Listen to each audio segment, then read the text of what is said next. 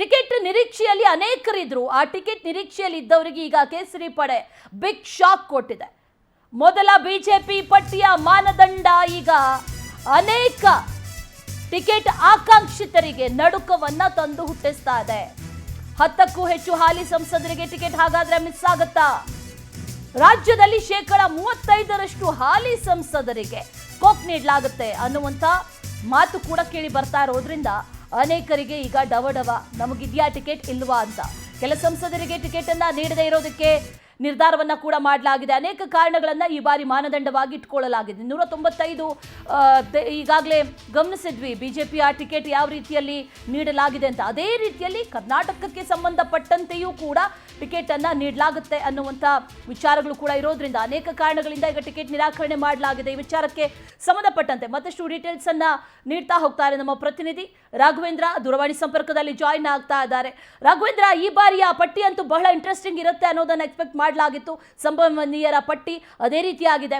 ಅದರ ಜೊತೆಯಲ್ಲಿ ಒಂದಷ್ಟು ಜನರಿಗೆ ನಡುಕ ಶುರುವಾಗಿದೆ. ಯಾರ್ಯಾರಿಗೆ ಈ ಬಾರಿ ಟಿಕೆಟ್ ಮಿಸ್ ಆಗ್ಬೋದು ಅಂತ? ಅಶ್ವಿನಿ, ಏನಂದ್ರೆ ಪ್ರಮುಖವಾಗಿ ಬಿಜೆಪಿಯಲ್ಲಿ ಸಾಕಷ್ಟು ಗೊಂದಲಕ್ಕೆ ಎಡೆ ಮಾಡಿಕೊಟ್ಟಿರ್ತಕ್ಕಂಥದ್ದು. ಯಾಕಂದ್ರೆ ಈಗಾಗಲೇ ಒಂದು ಹಂತದ ಟಿಕೆಟ್ ಘೋಷಣೆಯನ್ನ ಬಿಜೆಪಿ ನಾಯಕರು ಘೋಷಣೆ ಮಾಡಿದ್ದಾರೆ. ಆದ್ರೆ ಇದೀಗ ರಾಜ್ಯದಲ್ಲಿ ಯಾವುದೇ ಒಂದೇ ಒಂದು ಸೀಟನ್ನು ಸಹ ಬಿಜೆಪಿ ನಾಯಕರು ಘೋಷಣೆ ಮಾಡಿಲ್ಲ. ಹೀಗಾಗಿ ನಿನ್ನೆ ಕೋರ್ ಕಮಿಟಿ ಸಭೆಯನ್ನ ನಡೆಸಿದಂತಹ ರಾಜ್ಯಾಧ್ಯಕ್ಷರಾಗಿದ್ದಂತ ವಿಜಯೇಂದ್ರ ಮತ್ತೆ ಹಿರಿಯ ನಾಯಕರು ಕೋರ್ ಕಮಿಟಿ ಸಭೆಯನ್ನ ಮಾಡ್ತಾರೆ. ಸಭೆಯನ್ನ ಮಾಡಿ 1 ರಿಂದ 3 ಜನ ಅಭ್ಯರ್ಥಿಗಳುಳ್ಳ ಒಂದು ಪಟ್ಟಿಯನ್ನ ಹೈಕಮಾಂಡ್ಗೆ ಕಳಿಸ್ಕೊಟ್ಟಿರ್ತಕ್ಕಂಥ. ಹೀಗಾಗಿ ಹೈಕಮಾಂಡ್ ಯಾವ ರೀತಿಯ ತೀರ್ಮಾನವನ್ನ ತೆಗೆದುಕೊಳ್ಳುತ್ತೋ ಅದನ್ನ ನಾವು ಅನುಸರಿಸ್ತೀವಿ ಅನ್ನೋ ನಿಟ್ಟಿನಲ್ಲಿ ಹೇಳಿಕೆಯನ್ನ ಕೊಟ್ಟಿದ್ದಾರೆ. ಆದ್ರೆ ಒಂದಂತೂ ಸತ್ಯ, ಈಗ ಏನು ಕೆಲವೊಂದಿಷ್ಟು ಹಾಲಿ ಸಂಸದರಿದ್ದಾರೆ, ಅದು 35% ಅಂದ್ರೆ 8 ರಿಂದ 10 ಮಂದಿ ಹಾಲಿ ಶಾಸಕರಿಗೆ ಬಹುತೇಕ ಕೋಕ್ ಅಂತ ಸಹ ಹೇಳಲಾಗಿದೆ. ಇದಕ್ಕೆ ಆಗ್ಬೋದು ಮತ್ತೆ ಅವರ ಕ್ಷೇತ್ರದಲ್ಲಿ ಅವರ ಒಂದು ಓಡಾಟ ಏನಿದೆ ಅದರ ಮೇಲೆ ಒಂದು ಸರ್ವೆ ಮೇಲೆ ಟಿಕೆಟ್ ಅನ್ನ ಬಿಜೆಪಿ ಕೊಡ್ತಾ ಇರ್ತಕ್ಕಂಥದ್ದು. ಈ ನಿಟ್ಟಿನಲ್ಲಿ ಇದೀಗ 8 ರಿಂದ 10 ಮಂದಿಗೆ ಈಗ ಟಿಕೆಟ್ ನಿರಾಕರಣೆ ಮಾಡ್ತಾರೆ ಅಂತ ಸಹ ಹೇಳಲಾಗಿದೆ.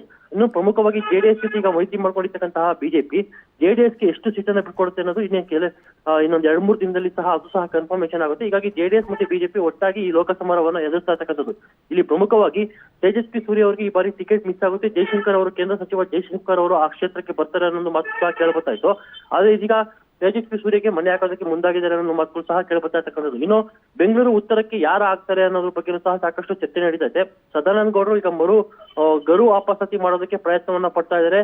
ನಾನು ಮತ್ತೆ ಚುನಾವಣೆಯಲ್ಲಿ ಸ್ಪರ್ಧೆ ಮಾಡ್ತೀನಿ, ಇಲ್ಲಿ ಕಾರ್ಯಕರ್ತರು ಮತ್ತೆ ನಾಯಕರು ಒತ್ತಡವನ್ನ ಹಾಕ್ತಾರೆ ಅನ್ನೋ ಮಾತನ್ನ ಸಹ ಸದಾನಂದ ಗೌಡರು ಹೇಳ್ತಾ ಇದ್ದಾರೆ. ಆದ್ರೆ ಸದಾನಂದ ಗೌಡರಿಗೆ ಮಣೆ ಹಾಕುತ್ತಾ ಅಥವಾ ಬೇರೆ ಹೊಸ ಮುಖಕ್ಕೆ ಮಣೆ ಹಾಕುತ್ತಾ ಅನ್ನೋದನ್ನು ಸಹ ನಾವು ಕಾದು ನೋಡ್ಬೇಕಾಗಿದೆ.